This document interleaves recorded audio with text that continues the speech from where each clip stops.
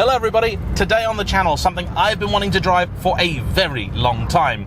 This is a car that over the year has had an appeal so broad it has been the favoured transport of both heads of state and banger racers. What are we talking about?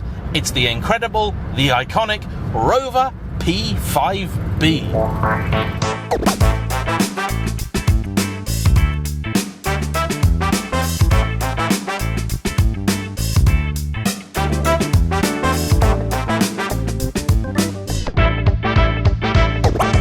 The story of the P5 is actually a very interesting one. It landed at the end of the 1950s when Britain was still in very much a state of flux. This was when rationing was still a very recent memory, but we were beginning to become a little bit more affluent, and so were our cars. The P5 was born of Rover's desire not just to replace the aging P4, but also take the company ever more upmarket and bring the fight to the likes of Jaguar.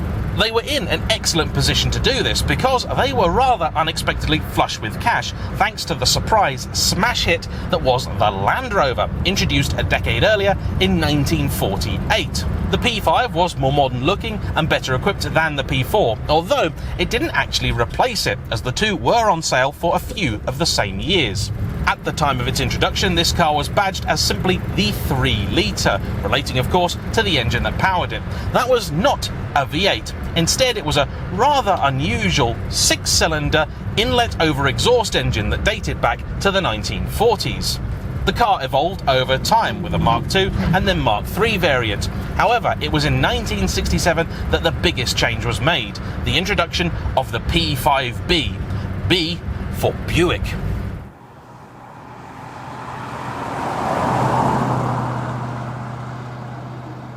For some time, Rover had been looking for a suitable engine to power the next generation of their cars. They knew that their customers here in Europe were beginning to acquire a little bit of that taste the Americans had for bigger power and more of everything. Rather than go to all the trouble of developing their own engine, Rover made the rather sensible and enterprising decision to buy one instead. They sourced it from Buick, who had a really rather wonderful, very compact and lightweight, all aluminium 215 cubic inch engine that displaces 3.5 litres in metric. For whatever reason, the Americans weren't really all that fussed about it, but Rover saw its potential. So they bought the rights to it and redeveloped it, introducing iron pressed-in cylinder liners, a different manifold setup, making it a little bit heavier but also a little bit stronger. Early versions even had a rather high compression ratio for the time, 10.5 to 1, enabled thanks to the use of 5-star fuel, which you could still easily get back then. The engine had a very long and healthy life, comfortably seeing out the remainder of the millennium, popular with manufacturers and kit car builders alike. It's compact, relatively powerful and very dependable. It is much beloved as the beating heart of an entire generation of TVRs, where in final 5-litre guise it developed, allegedly, around 300 horsepower. This car was the first to receive the engine, and here, unsurprisingly, the figures are a little more modest. It makes around 160 horsepower, but crucially 210 pound-foot of torque. That's just shy of 300 Newton meters. The one and only gearbox choice here was a 3-speed automatic. The P5b was always designed as a fairly upmarket car, and so there are some features in here you would certainly have considered luxuries for the time. You have power steering, you have power assisted brakes, you have a radio, you have a heater, you have wash wipe for the windows. You also have an interior that is a mixture of wood, vinyl and leather. It even has a little picnic tray down here, which rather incredibly also hosts the toolkit. The suspension is fully independent at the front, but with a much simpler live axle assembly at the rear. Braking is disc at the front and drum at the back. This particular car is a 1971 4-door saloon. There was also a 4-door coupe, which is just weird. It looks absolutely spectacular in this rather distinctive shade called Zircon Blue, and it's been brought to me by its very kind owner, Juan, whose son, Ralph, introduced the pair of us. So thanks to you, Ralph. Power! It's not an especially lightweight car, as you might imagine. Exact figure, I'm not sure. But it's hardly aluminium, titanium and carbon fibre. It's pig iron and wood. Up here, a little rag has been stuffed into the edge of the window to quieten things down, but generally it's actually quite a refined thing. It's fairly comfortable. The wheel, as is tradition with older cars, is absolutely enormous. Turning is quite keen. The car does roll almost immediately. Though of its day this was a relatively high-performing car, that isn't why the family bought it. They owned a 1972 Transporter, which they used to take the family out and about for day trips, picnics and whatnot. However, they're not particularly big cars, so they found with the few of them in it, space was a little bit compromised. The search then began for something which was also a classic car, but had a little bit more room so the family could enjoy it. The search then began for a classic car which would be a little bit better suited to taking the whole family out now they were a little bit older. It was a chance visit to the British Motor Museum that led to the purchase of this, because there they saw the P5b owned by Queen Elizabeth II. One remembered the car fondly and said, "I always wanted one of those as a kid." So his wife said, "Well, why don't we get one of those?" As it turns out, these are still a relatively affordable classic, with projects starting at around about £10,000 mark and good already restored or usable examples between 20 and 30. There are a couple out there for about 40 to 50, but I can't really tell you if those are simply optimistic prices or extraordinarily good examples.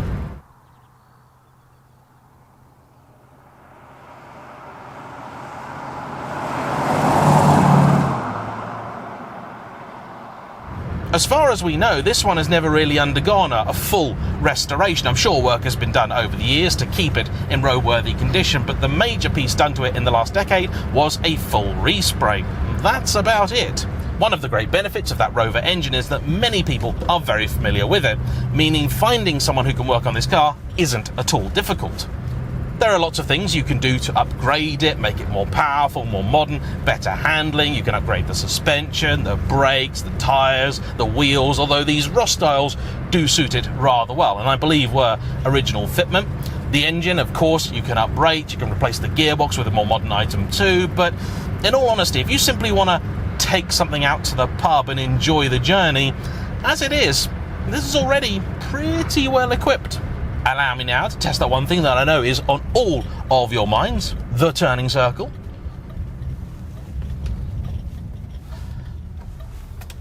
Variable ratio power steering was standard fit. Oh, yeah, turning circle's pretty decent.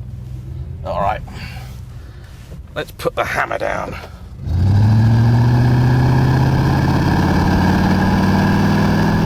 That's the hammer down. There is no rev counter in here, although I'm not entirely sure it's particularly necessary. What we do have are a speedo on the left and to the right, temperature, amps and fuel.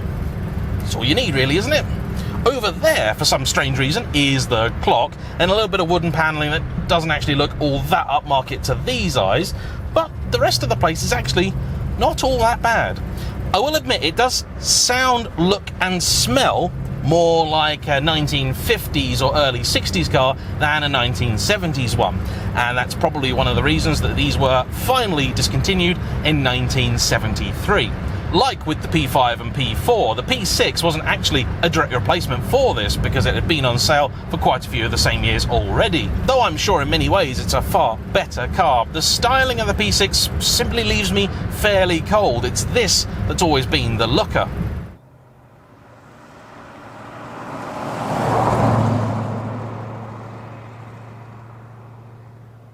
To drive, what's it like? Well, like many a car of this era, so the steering wheel, already mentioned, very, very large, moves an awful lot in the hand. The power steering is a little bit too aggressive, everything is fingertip light, but for a luxury car I think that is appropriate. The brakes are actually pretty nice to use, not massively heavily servoed, but you do appreciate the fact that they do have a servo. I actually tend to prefer old-fashioned but good drums over old-fashioned and rubbish discs, so the combo here is just about okay. I think if you did want to use this car more regularly, upgrading those is probably worthwhile. The throttle also very easy to modulate. The gearbox is very, very slow and dim-witted, but the car has a reasonable spread of power, which means that you can get up to more or less modern traffic speed without too much issue. Now, I've got a good corner here with plenty of visibility, so let's test just how much grip it's got. I'm not expecting much here, I will confess. Yeah, we're safe. There's the limit. There's the limit. That's all she's got. You can tell those big sidewalls getting loaded up pretty quickly, and that's all she's really got. But that's okay. That's okay. I don't mind that. Boot space is really quite good, which is important when you want to take the car away and use it for family trips. They have only had this car since October, so I can't really tell you all that much about reliability and things like that, but it's an old British car. Expect a few quirks and features, but generally, I think these are pretty well behaved. This is also notable for being one of the last cars introduced while Rover was a fully independent entity. Not long after the introduction of the P6, Rover became part of the awful monster that was British Leyland. This being said, they did still have quite a bit of fight in them. There's a lot of cars from that period I would love to try, particularly the SD1. Though a large and luxurious car of its day, now this actually feels somewhat dainty. It's still pretty long at about 4.7 metres, but it doesn't feel all that broad-shouldered, which means on narrow little country roads like this, it feels very much at home. Naturally, in the Euro NCAP rating, this car scores 5 skulls, but it does have 3-point harnesses at the front and now has lap belts in the rear. As I left, father and son were debating putting an old-school black and white plate on this car, which I believe is legal, given the age of it, and I think actually would look quite cool, particularly with the wild blue paintwork. Space in the back is actually probably a little bit better than space in the front, and given the size of it, you haven't actually got as much headroom as you might expect. Not sure exactly what this material is. It's a sort of straw colour, I guess, and it feels like vinyl. The wood is lovely. This is a very sort of 50s thing. They still had a lot of wood in cars back then.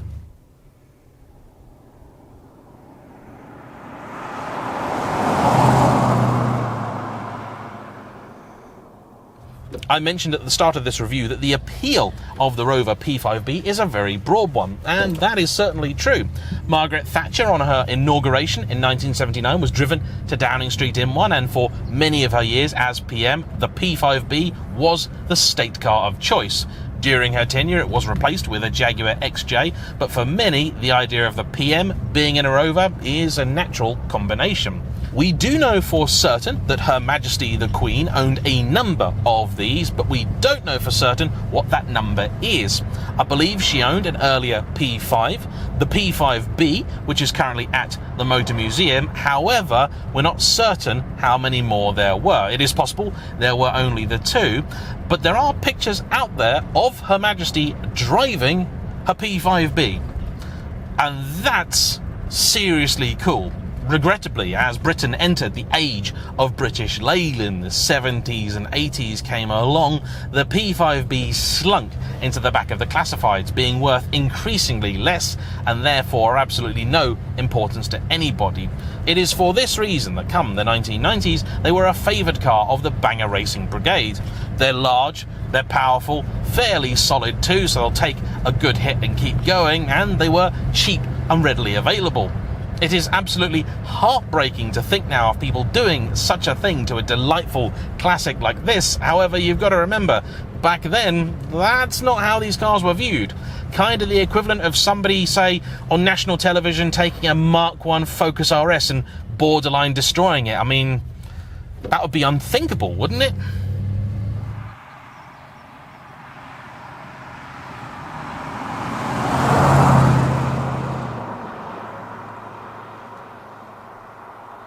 The truth is that many a fabulous car of the 60s, 70s and 80s met their end in the arena that is Vauxhall Stadium.